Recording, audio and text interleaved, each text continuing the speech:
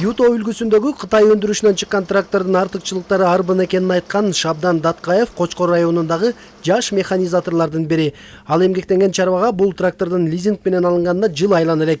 Механизатордун айтымында жаңы техниканын 4 дөңгөлөгү бирдей иштеп, жер айдоодо, оор жумуштарды аткарууда кыйынчылыктар жаралбаганын айтат.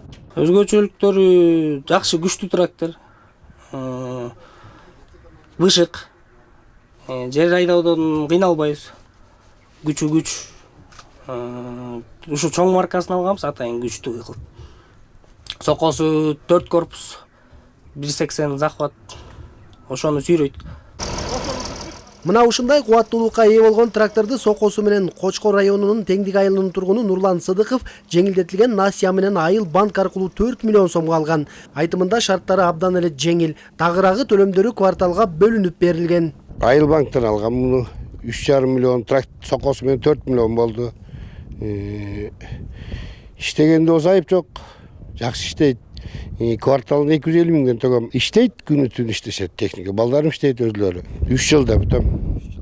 2023 жыл ичинде лизинг менен Нарын облусуна айыл чарба багытындагы техникалардан 46 даанасы 102 миллион сомго чукул каражатка алынса, инженердик багыттагы техникалардан 34 даанасы 126 миллион 634 миң сомго алынган. Шарттарын айта кетсек, азыркы учурда 6% менен берилип атат. Айыл чарба техникалары жылы 7 жылга өздүк салым 10% кем эмес салыныш керек.